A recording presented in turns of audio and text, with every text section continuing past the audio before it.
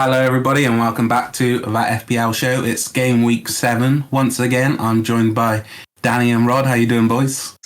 Very well. Happy to be here again. Looking forward to another week of saucy football, baby. Talking about. I concur. It's good to be back. It's good to talk about football again. Yeah, it's nice to have you boys back again anyway. Last week we had some really intriguing games, some important games, and some really good games of football as well. Just before we get into the football results, boys, I just want to talk about FPL. Did any of you have an outstanding game week, Rod? Absolute shocker, mate, to be honest with you. I started the game week at around 50k. I'm now 90k in the world, finishing on 40 points. And for the first time this year, chose the wrong captain in Ronaldo. So not great, but hopefully this week we can improve and push back up the rankings. How did you do, Danny? I didn't have a great week either. It still says I came in the top half of every FPL player in the world, which shows how bad of a game week it was, how the biggest players didn't really perform, maybe other than Salah. Yeah, I got 44 points. It wasn't great. It wasn't particularly pretty. I'm just going to try and look forward to next week now. Yeah, Rod, just talking about your game week there, what did go wrong for you? Obviously, you didn't captain Salah, you captain Ronaldo. What other players didn't really perform for you, what you was looking for? To be honest, mate, I didn't really know what to expect from the game week. I was thinking maybe the Villa game might be a 0-0, so I might get some short clean sheet points, maybe sneak a bonus in. I was thinking maybe Benrahma would try and nick a goal or an assist, but I didn't feel too strong going into the game week. But even Foster, I thought maybe would get a clean sheet. But like I said, I wasn't too strong going in. But I think 40 points is probably about fair, but not a great look. Trying to push up the ranks, really. Yeah, I did pretty much the same as Danny, exact same point. Starting to wondering, is he copying my team? That's what I'm starting to wonder, because Danny shouldn't be anywhere near me in fantasy, but somehow he's very close this year. I'm trying to get up with Rod, our teams are completely different, so... Yeah, who did you captain anyway, Danny? I think, Rod went with Ronaldo, I went with Salah.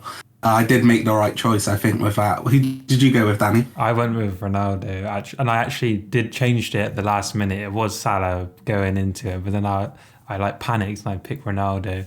But I think the main problem for my game week was that I had a lot of players that played against each other, like Villa, Ronaldo. Villa and United both have both playing against each other. I got a lot of City players and Chelsea players. They played against each other.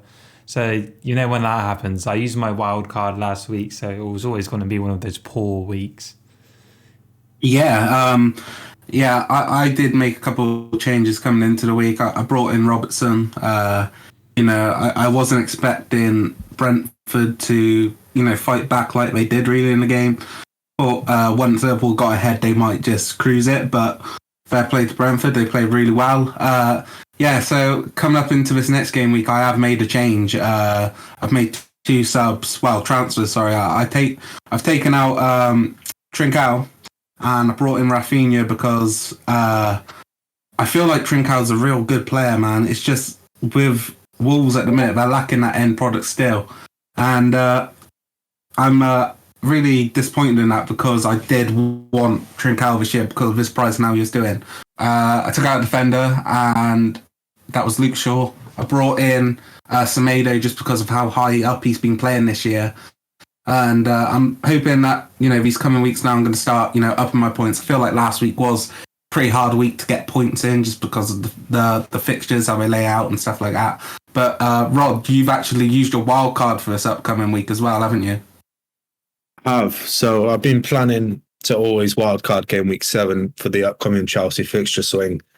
And I think this game week's not going to be my strongest, but I feel like it was a good time to use the wildcard. And I've kind of planned for the future now. So I've completely essentially changed my team while keeping Salah because Salah's a season keeper. You bring him in before the season starts and you keep him there till it ends. So I think this week it'd be nice to get a decent score, push up the ranks, and you boys will find out in the next few days how I'm doing. with Lukaku captain at the 3 p.m. And Mahatma Gandhi did say never to back the early kickoff. So I won't be doing that and backing the United players. Yeah, just talking about captains there, Rod. I do feel like this week is actually a really hard week to, pick a captain because of the fixtures. Obviously, it's looking like you don't really want to captain Salah this week because of the City game. But for me, I'm in a bit of a situation where I'm trying to pick my captain. I like the look of Lukaku against Southampton, but something's telling me to go with Antonio. I'm not too sure I'm going to go with yet, but it's definitely up in the air. Danny, have you decided who your captain is for this next game week? It's probably gonna be Ronaldo, just based on the players I have. Every week it's either Ronaldo or Salah for me, and obviously Salah's playing City. I've got Ings. I don't really think he's a captain material, unfortunately, for Villa. But yeah, it's hard to pick. I would like to make some changes. The thing is, I've only got one transfer, and I have Reece James with an ankle injury, so I'm probably going to have to use my transfer on him. So I might have to take a points hit. I'm thinking, Rod was going on about the Chelsea fixture swing. I think I might have to take out Ronaldo and put in Lukaku and captain him, Is that the big move? I don't know. Don't ask us, because we're going to just give you bad advice so you can hopefully finish bottom and do some sort of forfeit at the end of the season, Danny. Oh. Yeah, I just wanted to talk to you boys. That there are, the season's definitely well underway now. It's coming into game week 7, 6 games already done. So, kind of seeing where the tables are, where the teams are going to probably end up in the table this year. I just want to talk to you boys about maybe if anyone's watching. Doubt it, but if anyone is watching, is there any player you think is going definitely under the radar this year and should probably take a look at picking up? I'm going to go with you first, Rod. Because I've been watching a lot of football this year, especially just because I absolutely adore football, and I've seen that Mbeumo is a midfielder on FPL, so he is playing out of position in real life, playing up front. So that partnership with Tony could be very strong with more games under his belt. And he's at 5.5 currently. And I think he offers great value because that partnership has been brilliant. And Mbeumo has been unlucky not to score more. So I think Mbeumo, in terms of FPL, has definitely gone under the radar. And I brought him in on the wildcard to be essentially either a bench player or when I have an injury or so to bring him in, because I've got him starting this week instead of Trent. As we heard, Trent is apparently injured, but this could be mind games. How about you, Danny? For me, it's got to be the Watford man, Sarr. He's been in the goals a lot lately. Very underrated player, quite cheap, I think. I'm just checking with you guys. Is he a midfielder or a forward in FPL this year? It's a midfielder. Yeah, and as a midfielder as well, it's great to be getting that many goals. So yeah, very cheap option, maybe. I think Watford are quite unreliable, aren't they? Yeah, Dan, I was just wondering, what's his first name? Ismail Lassar. I swear that's how people say it or something. But... I'm only messing with you, Danny. Yeah, I think you guys picked up some real good players there. What do you think it is? Ismaila. All right. Yeah, I think you guys have picked out some real good players there. In terms of Rod's player, Mbeumo, I just feel like, and I have watched Brentford, he does get a lot of chances, which is a good thing. And his value is really good, as you said. I just think he's not very clinical. And sometimes I think he could have had an assist against Wolves where he took a shot, but it was an open pass to Tony and he didn't take it. So I'm going to steer clear of Mbeumo for now, but definitely want to pick up in the future. I'm torn between two players for me.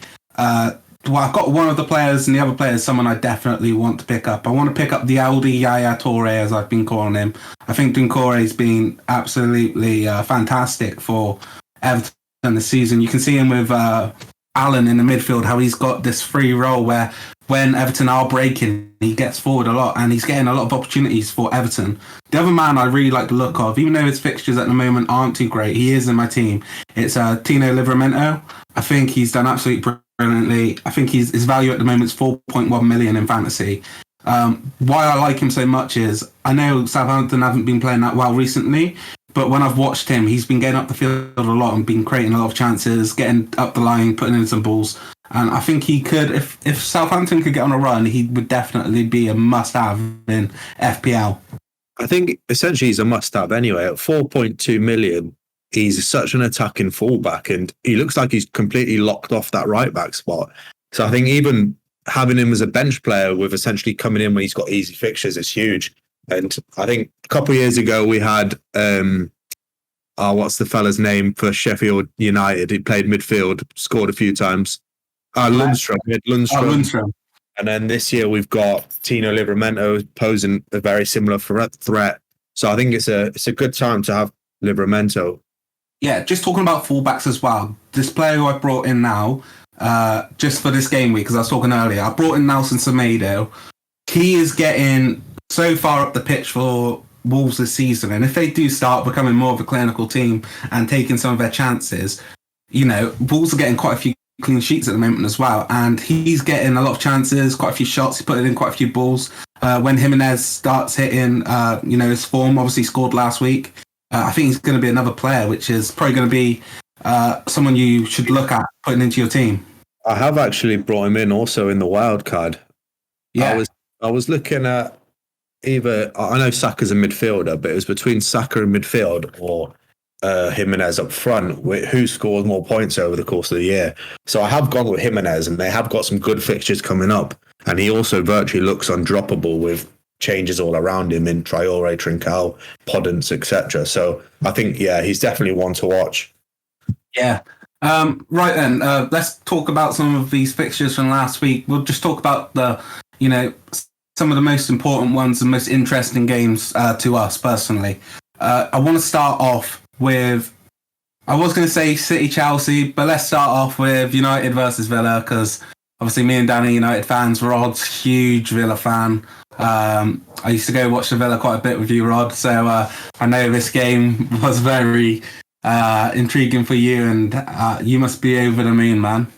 I'm still so happy today. What day we're on? We're on Wednesday. The game happened Saturday. I'm ecstatic. We haven't won at Old Trafford since 2009, and that was a 1-0 as well with Bonlahor scoring. And I called it last week. I said there would be a penalty. I can't dispute the penalty. It was a penalty, but you just knew there was going to be a penalty. And I thought throughout the game, we were brilliant. We started a bit shaky.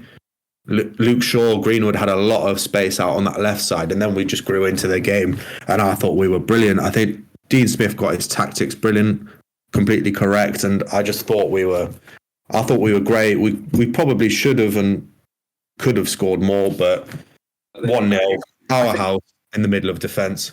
Yeah, I think both teams should have scored multiple. I feel like Villa were the deserving winners of the game.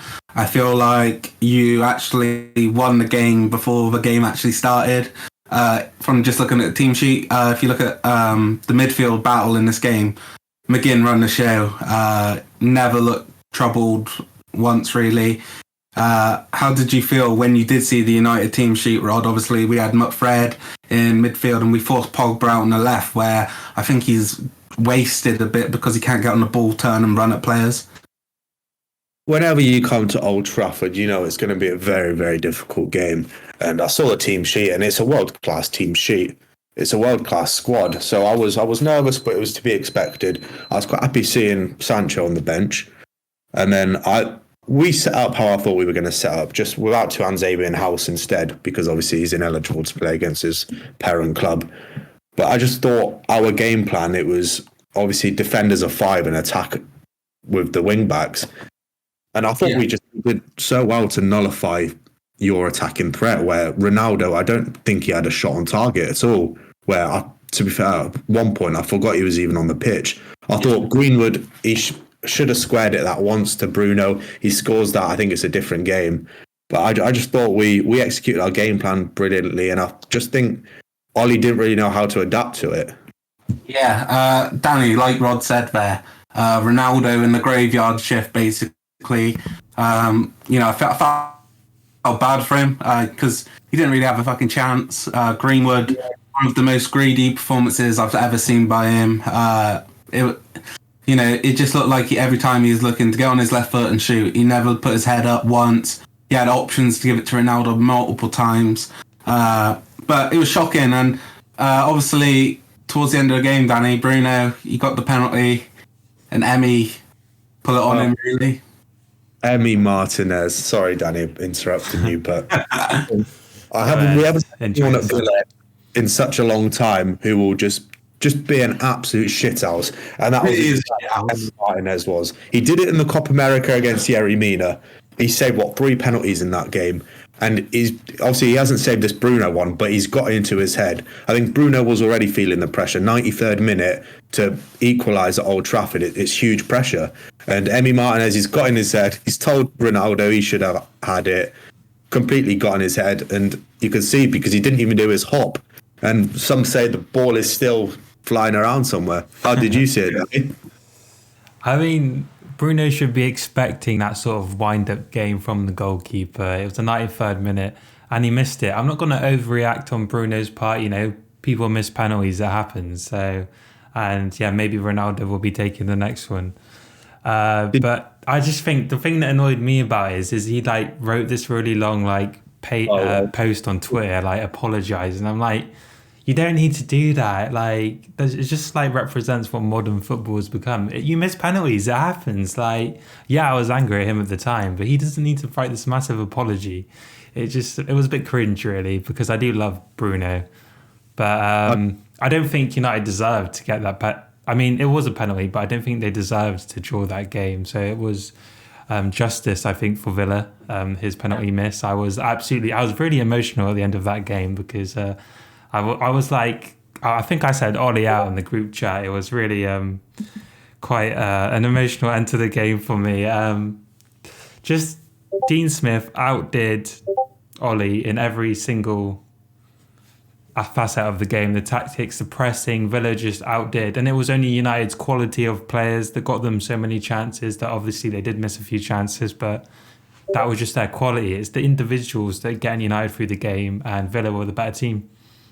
I just want to ask Jack a question here where I don't know if you caught the North London derby, but at the end, Nuno expressed how he got the game plan wrong. He completely admitted it's his fault.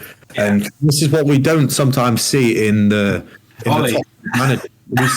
We don't see it in Pep, we don't see it in Klopp, and we didn't see it in Ollie. And I felt Ollie was trying to deflect blame and he couldn't just appreciate that he's got outdone in tactics. And I feel like he moans a lot. How do you see it? What do you think? Yeah, I hated it when he was their goal was offside. Personally, I didn't. I understand where he's coming from with Watkins, but he's not in the keeper's line of sight really, and the head's getting nowhere near that one. He got it wrong from the very start. I just don't understand how you can constantly play Fred and McTominay and expect different results, because even though I don't think either of them had a shocking game, it's just we lost the midfield battle clearly. I would have liked to seen Matic and Pogba, or Matic and Donny van de Beek, just because I'd like to see someone who could get on the ball, quickly turn, and dictate the tempo. I think if we would have had Matic and Pogba or Van de Beek in there as well, our defensive line could have pushed higher.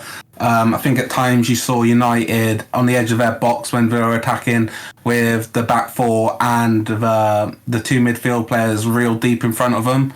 It was a shocking performance from United. They really didn't deserve it. I was kind of, I don't know how to put it. I would have felt it would have just been, papering over the cracks if United would have got a point out of that game. So in a way, I feel like it was justified that Villa won the game. From Emi Martinez, I absolutely love that. I wish, De Gea would do stuff like that, because I love character in football.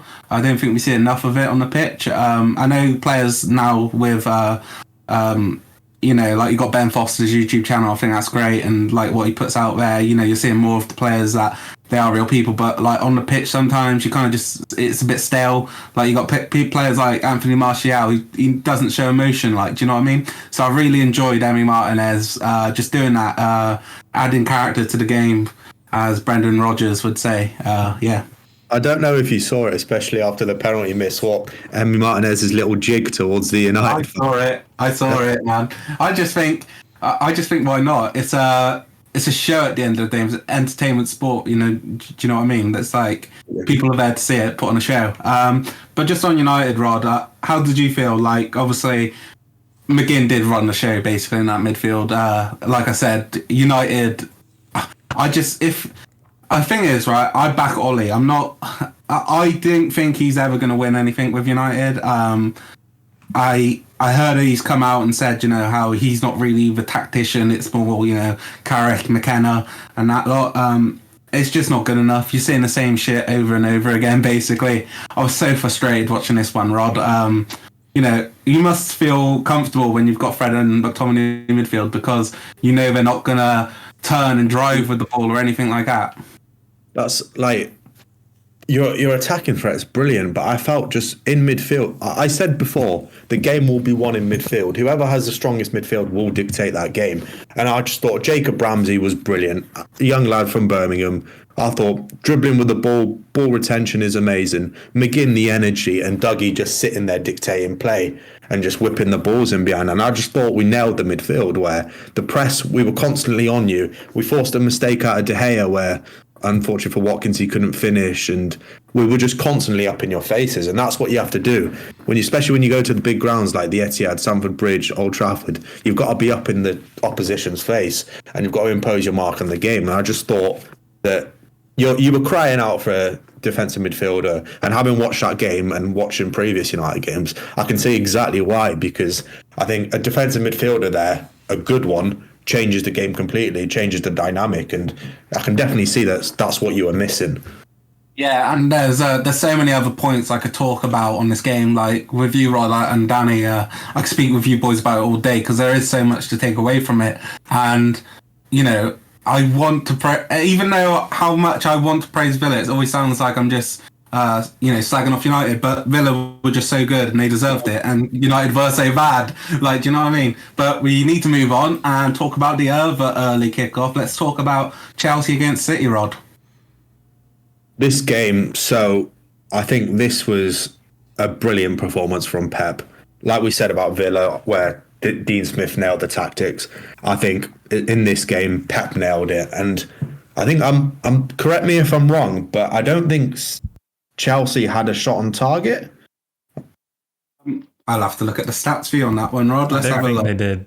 I've just checked them. So Chelsea were at home. Right, fair enough. 0 shots on target, 0 shots off target, compared to Man City's 4 on target, 5 off target, and 60-40 possession to City. So I think this was City imposed their threat. They showed you why they won the league last year, why they got to the Champions League. And I won't usually credit City because I despise them as a club, but they were brilliant. And I think this is where Tuchel got it wrong. And this could be a little wake-up call, and it has brought City to 13 points. So level with Chelsea, level with United, and Everton and Brighton, actually. Yeah. So I think, this was a Pep Guardiola masterclass, and kind of not a great game from Tuchel. I don't know if you saw it, Danny. Have you got much to add? Or going into it, it was more like these were the two sort of favourites for the title, and they probably still are the two favourites. But it was interesting before the game. Like loads of people. I think Jack, you said that you had your money on Chelsea for the league this season, but Man City performance, like they were like, wait guys, we're still here. We're still the best team at actually playing football. And I think that Chelsea, that only like sort of meaningful attack was when I think it was Kovacic went through and Ruben Dias did that amazing block. It was just like Man City basically saying, this is how good we are. Yeah, like you said, Rod, Pep got it spot on. I feel like Tommy Tickle's got it wrong. I really didn't understand the change in his team. I did feel like with the midfield three he picked, it would be more of a competitive midfield battle up against City's team, who was just so attacking, where he's got Bernardo Silva playing more as that box-to-box sort of 8. But I just don't understand now, looking back at it. Obviously, hindsight's 2020 and that, but it was crying out for the players to be around Lukaku and having Mount and Havertz either side of him. That's what has been what he's been doing mostly this season. But it didn't have that in this game. He went with Timo Werner, who I think he's a good system player, and the fact that he's going to work hard, he's going to make good runs, but he doesn't offer that quality alongside someone like Lukaku who can hold it up and then you can build off him. What did you think about that, Rod? I felt like if he would have played, the two players alongside Lukaku, he would have had a better shout in this game. I'm of the same opinion. Where with Lukaku, you get players around him where he can just springboard it back to you, turn. That's where he's at his strongest, 100%, because he can pretty much body any defender in this league. So getting players around him is vital. And I think I don't give him much credit because I don't particularly like him as a player, but I think this is where they miss Mason Mount, where Mason Mount's always in those areas around him and pinging balls out wide after getting it from Lukaku. And I think that's essentially where it went wrong. And yeah, and like when they did beat him in the Champions League last year, it was like the run of Werner, which gave space to the players around him, like a Havertz, who got through for the goal against City. And I was just really shocked that he didn't, play to Lukaku's strengths. He kind of played against Lukaku's strengths. And when you're playing a back five as well, obviously he didn't start Reece James as a right wing back. He had Azpilicueta there. I didn't really like Azpilicueta as the right wing back in the system. I just wanted to talk about a clip from the game. Did you see the clip of when Aspie and Grealish go down and he just lies on him as Grealish is getting up and he's just hanging on top of him? That made me laugh for so long. It's Grealish doesn't really react, and Azpilicueta acts as if it's normal, where to hang on to Grealish and just run back like nothing happened. Yeah, man, it was just like, I don't know what's going to be like looked at as like the top shithouse room name of the weekend. That's definitely up there with Emi Martinez. But yeah, it was brilliant. Any final thoughts on the game, Danny? Is this Man City? I want to ask you guys, is this Man City saying they're the favourites for the title now? I still favour Chelsea. I just think when Chelsea play their game, I do think they have more of a chance, whereas like we've seen City against Southampton, an absolutely dire performance. I just fancy Chelsea to probably be a bit more consistent in picking up results, and even though City are proving that they don't need a striker, I just feel like they still do need one. That PSG game last night was like, they need a striker, I thought. Yeah. Well, there's unlucky as well with some of the chances, like you saw Bernardo Silva knock it onto the bar and stuff like that. Yeah, like, a good striker would have put that away. Like, they need someone like that. What do you think, Rod, on terms of like? I think City, they have an abundance of class. They have a plethora of class. Big word. Grealish, he was not needed in that team. You go all out for a striker, where I think they went semi all out for Kane, but they didn't have a contingency plan if Kane didn't work. Whereas for Kane, they signed Grealish for 100 million, where you offer 150 million to Levi and he's probably accepting it, and they're crying out for a striker in that on the wing or in that 10 position. They've got so much class, but up front, that's where it could cost them. But we have seen them obviously win a league without a striker, but all summer it was talks about replacing Aguero. They haven't done that, and that could stop them from winning the league, which I would love it. I would love it if they'd stop it. Love it. Anyway, on to the next game. It's taken a bit long today for some reason. I think it's the United Villa game got us going a bit long. But anyway, let's talk about the game of the weekend, in my opinion. Brentford against Liverpool. I was really just proud of Brentford in a way. I thought they had that never let die attitude, and they almost won it at the end as well. If they only was just onside. What a game, Rod.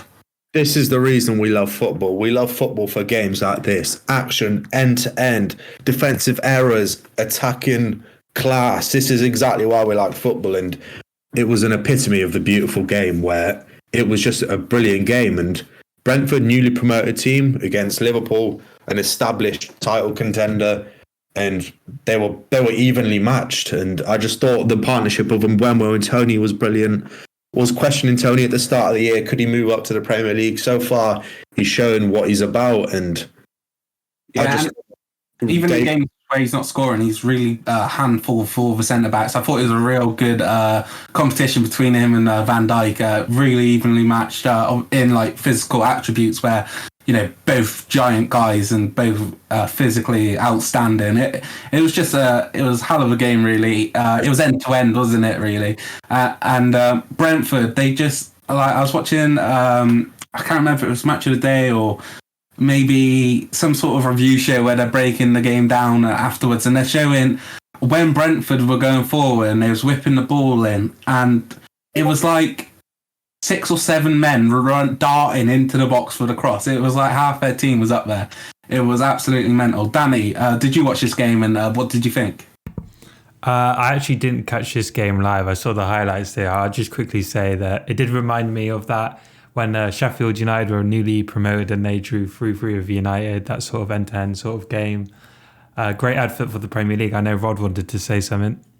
I just want to give just a special mention to 2 players who I thought were brilliant. I thought David Raya in goal was absolutely phenomenal. And before he came off, Ethan Pinnock was up and down, and he's a very bright talent, making his way from the National League, I think like 3-4 years ago, to playing Premier League and scoring. So I just wanted to quickly give a shout out to them.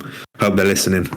Yeah, just on Raya, before they were in the Prem, obviously they lost the playoff game to who was it? Fulham, and it was that long free kick from Joe Brown. Yeah, and I was kind of like, oh man, this guy just ain't it. But to concede 3 goals and still have a man of the match type performance just shows what he's all about. Brilliant shot stopper against Jota as well. I think a couple of times he made like 2 double saves. He was brilliant in that game. Another player who I thought was brilliant in that game was what's his name? The German midfielder.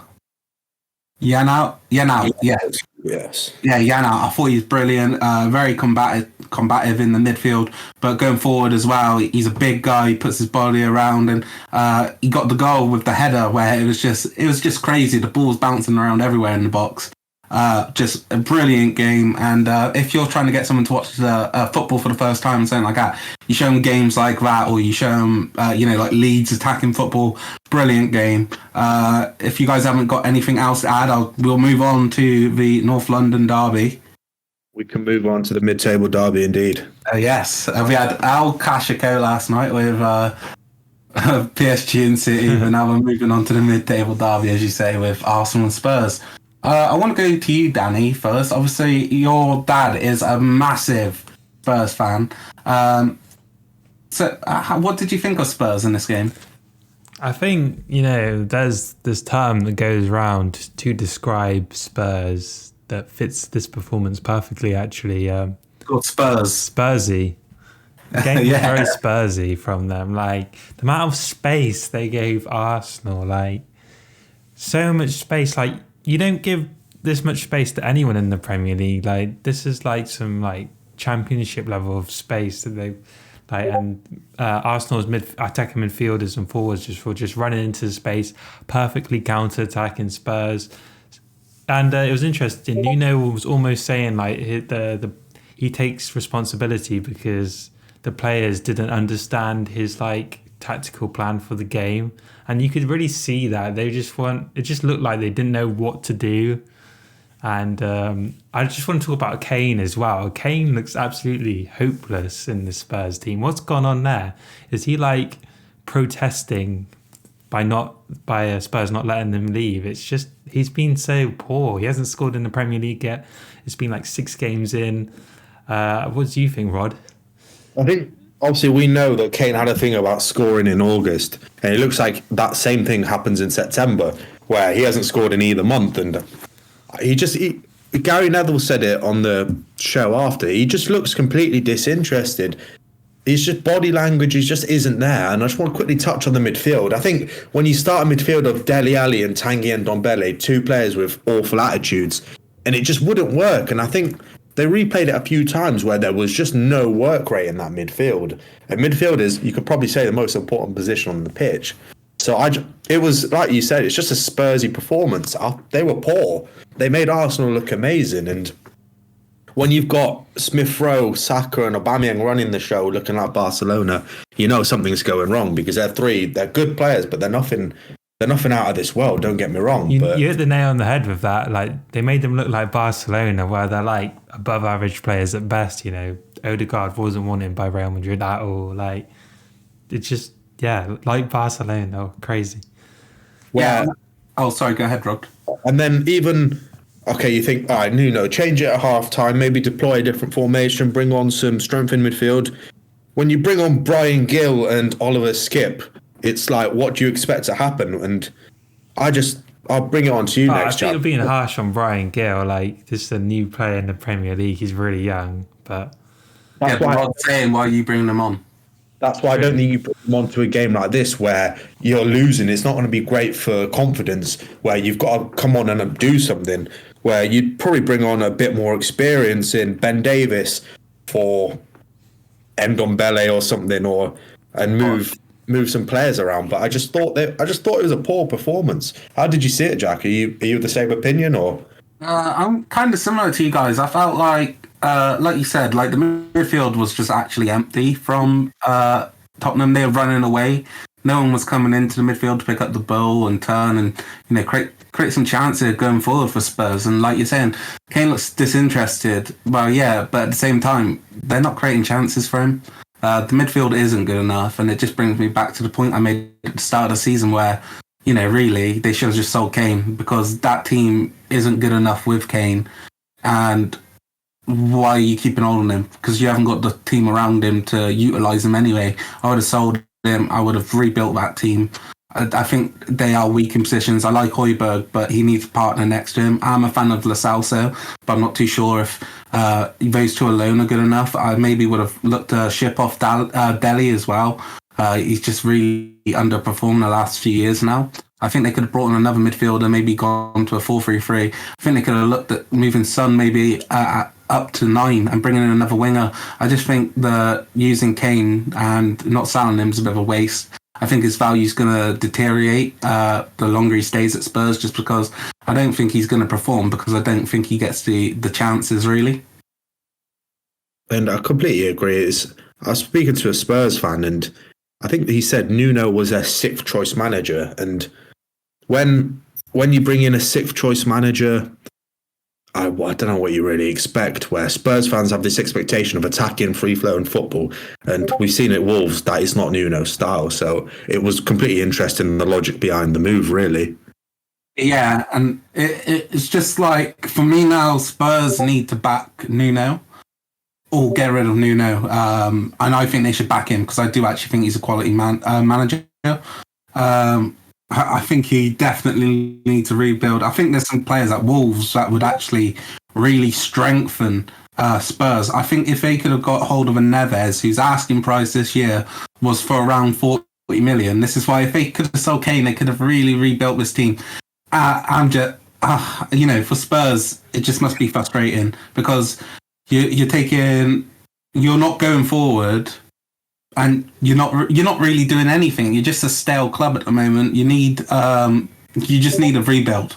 They should have sold Kane. I'm absolutely shocked they didn't sell him. I thought he was definitely going to go. I'm really surprised. I'm of the same opinion, where the player, I don't think there's anything worse as a fan is when your supposed main man, does not want to be at your club. And it's Levi being the businessman that he is, who wants to keep him there. He's got a contract, but when a player doesn't want to be at your club, he's not going to perform. And what made me laugh was when Kane come out and said, fully focused on Tottenham. I'm here. Not staying this summer. This summer. He's injury prone as well. Like he's got problems with his ankles, and he's definitely going to miss a month or two this season at one point with an injury. They should have just took the money and run, I think, Rod. Especially with the performances to date, where his value is probably going down by the minute. Yeah. Anyway, we didn't really talk on Arsenal. I just want to quickly go over Arsenal. Aubameyang looked like he wanted to play, and Arsenal looked like they wanted it more. And I'm not too sure how good Arsenal are this season. Obviously, they did have a tough start with the fixtures. They'll be disappointed with the Brentford game, but the other two fixtures were kind of it was just going to go that way anyway. But obviously now, I think that's 3 on the spin for Arsenal, is it? 3 wins on the spin? Yeah. and they've only conceded 1 goal. So they'll be definitely really happy going forward with that. It's just going to be a test now for Arsenal, when they come up against teams where you can really you can see the level, because Spurs at the moment, they started really quick, but they didn't really score that many goals, and now they're looking really poor. Yeah, the thing is... Go ahead. All right, I was just say, the thing is, I think Arsenal is still going to struggle against these smaller teams, because the reason they did so well against Spurs is because Spurs gave them all the space, and Spurs were really panicking and pushing to attack, and they just left all the space in behind. Teams that are going to sit deep. It's just those are a lot of the games last season where Arsenal struggled in, where they couldn't create any chances. So I think with Arsenal, it remains to be seen. Yeah, I actually think Arsenal struggled the other way, where they're getting pressed, and that's when I feel they look at their worst. Obviously, I just want to see I think I'd love to see an Arsenal Villa game, because I know how good Villa are now. Even though United weren't at their best, I thought it was a really good opportunity for them to come out and give themselves a good showcase about what they're about. I did think the Everton game was going to be that, but because Everton were weakened, I felt like it was maybe not the greatest reading. But I think if Villa played Arsenal and Arsenal to win, then I could say, yeah, they are actually looking a lot better. We proved it last year. We did the double over them. We beat them 3-0 at the Emirates, and we beat them 1-0 at Villa Park. And that's, once again, we were in their face. We were going at them. And I feel like you go at Arsenal, don't give them enough time on the ball, I think they're in trouble. And one more thing on the North London derby. I think you could see in the tactics and the players that Arsenal simply just wanted it more. They wanted to win. They were at home. They had the energy, and they went all out and got the win. Yeah. There were some other good games last week, but we're going to leave them. And we're going to look forward now to the fixtures coming up for Gameweek 7.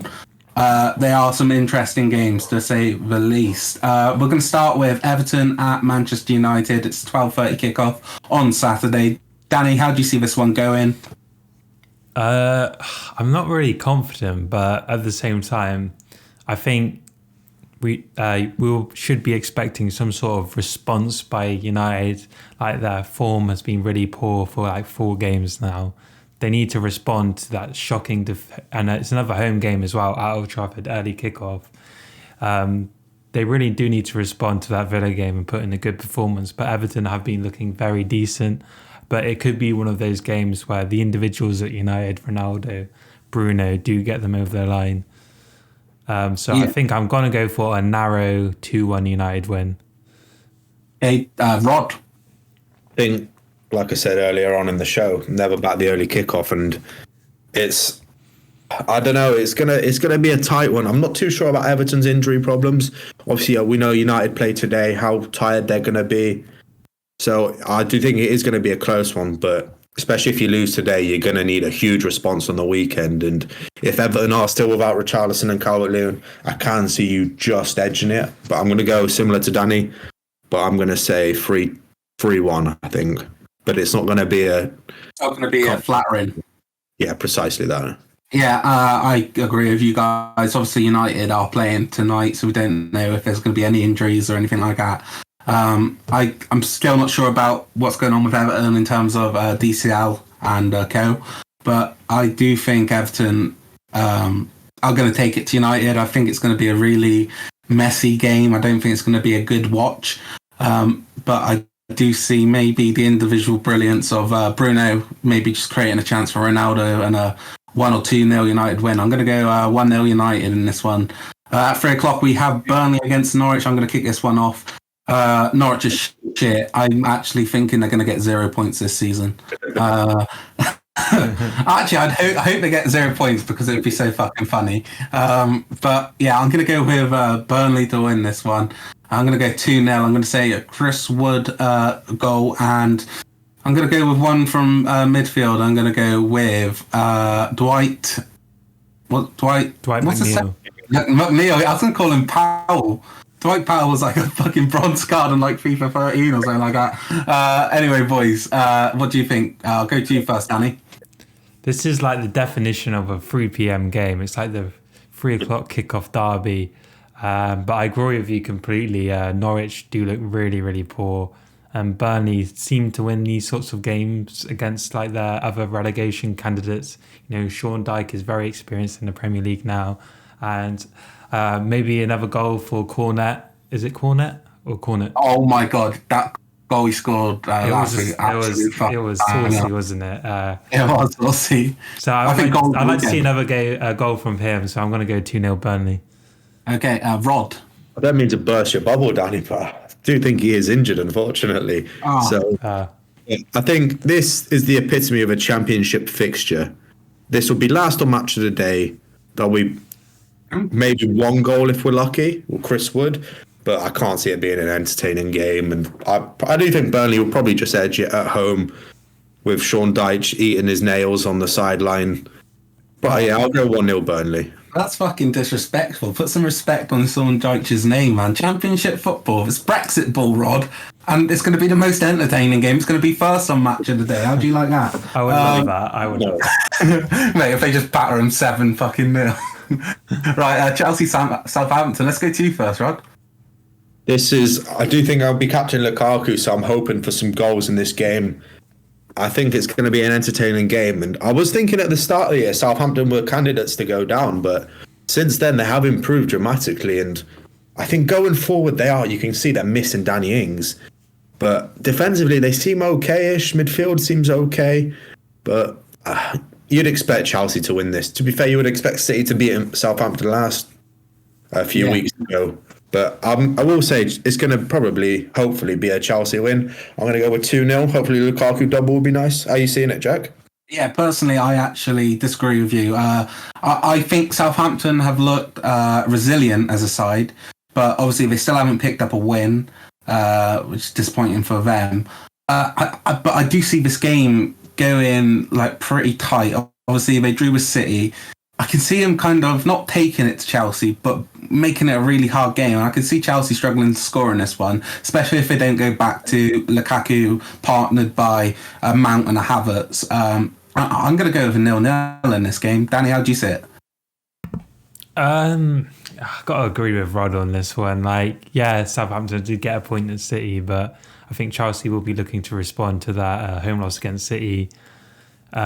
But as you said, I don't think it's going to be a great game. I'm thinking of like a 1-0 Chelsea win, a lucky goal at that.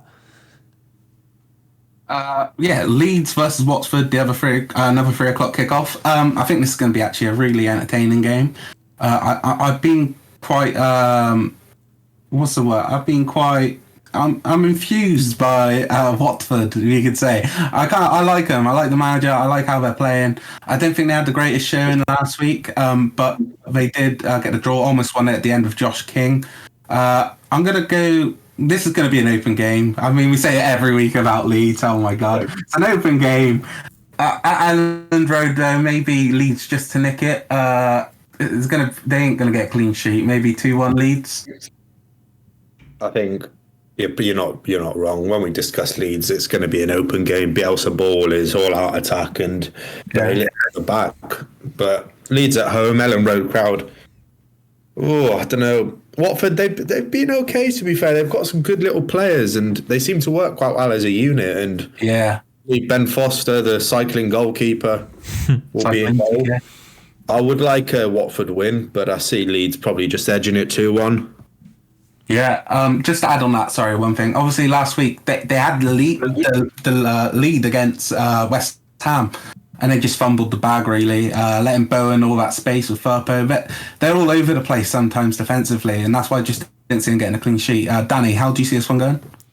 I'm actually going to go for a Watford win. I think Leeds have been really not good enough. Second season syndrome, maybe.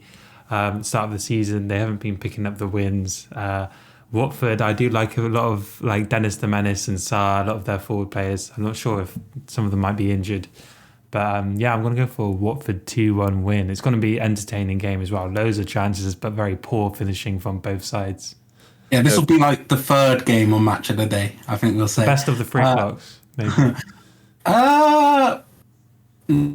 Yeah, maybe. Wolves against Newcastle. I'm going to send this one straight to you, Rod. What are you thinking? I think we've seen what Wolves can do. Especially this year, they're a very attacking side. And we know Newcastle, they're going to sit sit back and look for an attack on the break with Willock and set maximum. I think, I don't know how I see this one. We see Wolves, they can be good, but they can also be average. And I don't know, they are at home, so it'd probably give them the home advantage. And I've got Jimenez, so excluding FPL, being completely unbiased, I can't see it. I see it being a draw. I'm thinking maybe 2-2, or Wolves just nick it 1-0 late on. I think you've been a bit kind to Newcastle. I know they had a good performance against Watford, but I just think they're shit. I think Wolves are actually going to be a bit more clear-cut on this one. I'm going to go with 3-0 Wolves. Danny, how do you see it? Wolves win as well, really. I think you were savage with Newcastle there in your description, but it's true. I think they're the second worst side in the league after Norwich. It's going to be... They'll stay up. Do you think they'll stay up? I think they'll stay up. Just they always do it somehow, man. I don't know. They're so shit, but they stay up. They seem to rally in the second half of the season, don't they? But Wolves win for me as well. Obviously, they got that win, didn't they, last weekend? So they want to be building on that. Jimenez to score again. Hopefully, I'm going to go for a 2-0 Wolves win. The 5:30 kickoff on Saturday. Hipster football's back again. It's Brighton against Arsenal at the Amex. I'm going to go for Brighton winning this one. Obviously, I think they'll be a bit disappointed in midweek with their performance, but they did get the draw late on. I think they're just a better team. They play better as a team than Arsenal do, and that's why I'm going to go with a Brighton, a 2-0 win. Graham Potter is a coach who I think Tottenham should have gone for. He always conditions his teams very well. They're very well organised and they look like a team, even though they've got probably about an average squad. And I do think this is going to be a good game. I do think it's going to be quite free flowing, but I can't see Arsenal having as much time on the ball as they did against Tottenham. Yeah, but I would like a draw here. But if I had to be honest, I do think Arsenal will just nick it. Okay. I couldn't tell you the score. It's going to be a close game, but I do think Arsenal will just nick it. Okay, Rod. Danny. Jack, your enthusiasm over Brighton, Brighton, and Rob the hipster Sanchez is going to get me a clean sheet this week. Yeah, it's been radiating. It's like coming to me now. Now I love Brighton too, and it's just I think it's going to be a really great game. I seem to remember that Brighton seemed to be somewhat of a bogey team for Arsenal. I remember Maupay scoring a few goals against Arsenal. Didn't he do the crying thing? Yeah. Arsenal fans didn't like that one bit. I think it's going to be 3-2 Brighton. It's going to be the best game of the day. Ooh, okay. High scoring. If I could quickly jump in, I think Jack mentioned earlier about character in players. I think that's exactly what Maupay has. Similar to... He's a shit house, man. He's a bastard. And we saw that Zaha celebrated in front of the Brighton fans with "I can't hear you," and then Maupay scores and does exactly the same, and that's what he gives you. He's in your face, and like we said last year, he did that crying celebration. I can see him doing something similar this year. We've just forgot something. It's actually the Ben White derby, isn't it? Returning home. It's funny because Brighton's defence actually looks a lot better since he's left, but he'll be wanting to put in a good performance against his former club. Yeah, and just to go back to Maupay, we like twats in football. If you're a knobhead, we're going to like you. That's how it goes. These players like Oliver Skipp, who's just too nice. We want more twats in football, basically. Let's go 2 o'clock. There's 3 games at 2 o'clock. This is just stupid. Spread it out a bit so we can watch more, I feel like. Crystal Palace against Leicester then at Selhurst Park. I'm going to go first. I'm going to say Palace going to win this. Vieira ball. Danny's going to give Vieira some slander again because he doesn't like him. I've not been impressed with Leicester defensively. I've said it in every show. Obviously, last week they did show some heart and come back against Burnley. Jamie Vardy getting a double. But I'm going to go with Palace 2-1. I just think I just like some of the players they got. I know Rod hates Zaha, but he is a good player. I'm going to go with Palace. 2-1 Palace.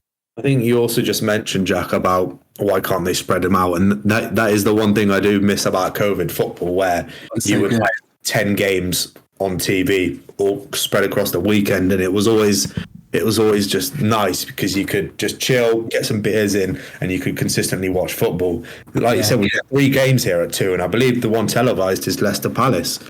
So it's not even the fucking best game on there on the 2 o'clocks. But looking at both teams, I think Vieira, you can kind of see where he's going with his football and the philosophy he's trying to implement. And I've been quite disappointed with Leicester this year. I'm not going to lie to you. Where Vardy has been his usual self, but the rest of the team, they just don't seem to be with it. And I saw that they bought Vestergaard, and for me, he hasn't even improved that defence that much. Yeah, but you've got to feel sorry for him losing Fofana for that absolutely horrific, stupid tackle in a pre-season friendly, and obviously Johnny Evans has been out as well a bit, so I do feel a bit sorry for him. And we lost James Justin to an injury last year, so obviously they are hit at the back with injuries, but this year they haven't been brilliant. And I don't know, I see it being a draw. I'm thinking either 1-1 or 2-2. Fair enough. Danny? I'm going to go for a Palace win. I've actually done a complete 180 on Palace. He loves Vieira now.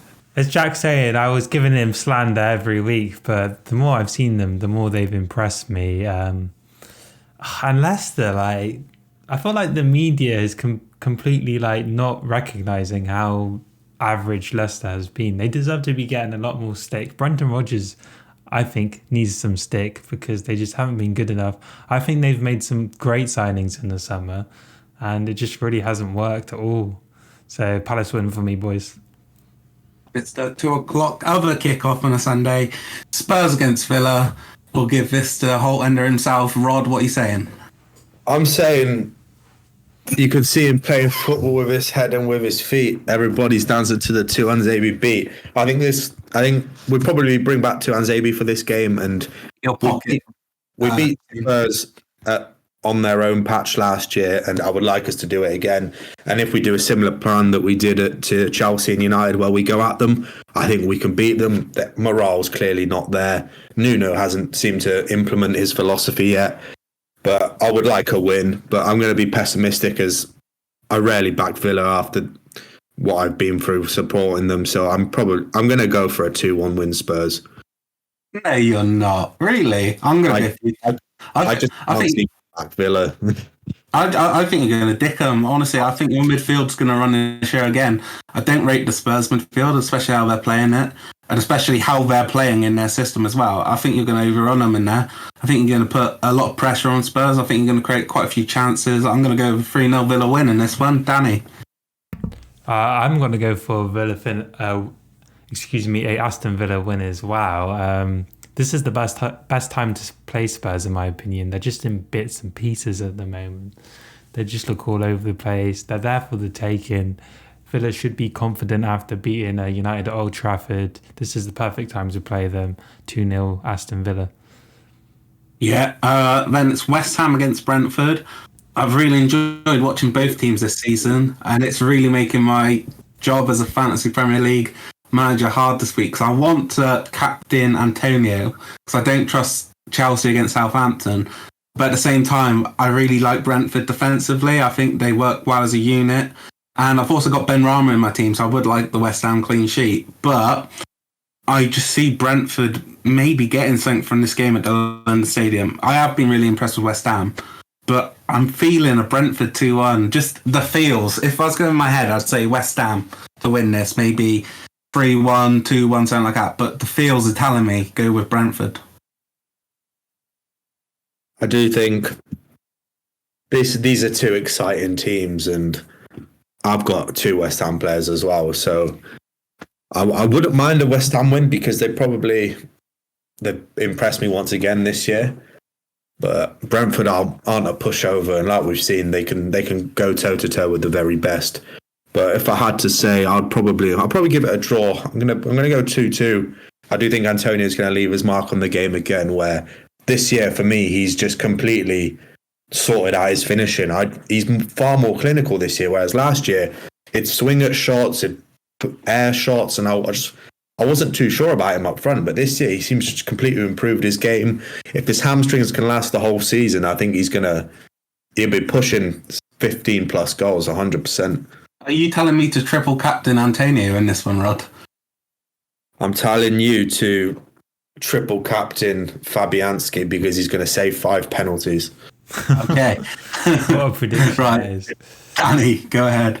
Yeah, these are two teams I like. Two teams that have impressed me. They've picked up a lot of points for their respective, their size of club so far. I think it's not going to be the best game. I think it's going to be a bit of a letdown. Actually, I think it's going to be a 1-1 draw. Yeah. Okay then, on to the game of the weekend, Liverpool against City. I think Liverpool are going to give City a real game. I think it's going to be a hard game for City in this one. I think City would probably take the point in this one. It's very important, especially at the top of the table, because I think if Liverpool win, they get 4 points clear of City, which could definitely be useful with the African Cup of Nations coming up in I think it's the end of January or start of February, something like that. I do see Liverpool taking it to the high press. I think it's going to give City quite a few problems in this one. I'd be interested to see how he sets the midfield. Rodri's got to start, but it's if he goes with Bernardo alongside him, or if I don't know if Gundogan's fit, maybe bring him in. But yeah, I think Liverpool are going to take it to him, and I think they're going to get a result. I'm going to go with a 2-0 Liverpool win. This is, like you said, I think this probably is the game of the weekend and the game a lot of people are looking forward to, and rightly so. It's at 4:30 on a Sunday. Get your feet up and watch the game. I think it's going to be a tight game. They're two world-class teams. And like you said, I'm not too sure about if Gundogan is fit, what they are going to do with that midfield. But it would be huge for Liverpool to get a win here. But they are, I don't know, it's hard to predict these sorts of games because you see performances that they can put in, but you just don't know what they're going to do on the day. I think they did win yesterday, so they're going to be, I don't know. I'll go for a 2-1 Liverpool win. Yeah, so it's a hard one to pick this. Danny. I'm going to go against you guys and go for a City win. I think that defeat against PSG last night will have changed Pep's thinking a bit. Maybe he's going to shift a few players around. With Liverpool, they dropped points at Brentford. It's funny. It's really hard. This is probably definitely the hardest game to call in the whole weekend. I think it's definitely the most mouth-watering fixture we've had in the Premier League for like the last few years, Pep versus Klopp. But I just think City are going to edge it. Yeah, I was just looking in our Discord chat, and I've just been reminded of one important point when picking this game. Pep is bold, so put the house on Liverpool winning it. Anyway, guys, another really fun time talking to you guys. Really enjoyed it. Do you have anything left to say, boys? Go ahead. I think this should be once again an interesting game week. Hopefully free-flowing football. Hopefully some big scores. And I think at some point during this season, I do want to do the match of the day challenge where for Saturday, I'm just off social media and kind of wait till match of the day to watch the scores like I can imagine they did back in the good old days with teletext and things like that. But apart from that, it's been an interesting debate. It always is, and it's nice to do this every week and just talk about the football. Yeah, Danny. I concur, and I would actually like to do that match of the day challenge as well, like they did back in the good old days, the black and white times, back when football was real. None of this like fake attitude, the social media disgusting, But all right, Danny. I don't know what I'm talking about. Yeah, I'm looking forward to next week. All right, Danny. Thank you very much for your input there. Anyway, guys, we really enjoyed doing the show again. If you have made it this far, please leave a like, comment down below, telling us if there's anything you want us to focus on or talk about. We'd be happy to do so. Leave a like, subscribe, and we'll see you next time. Thank you. Bye. Arrivederci.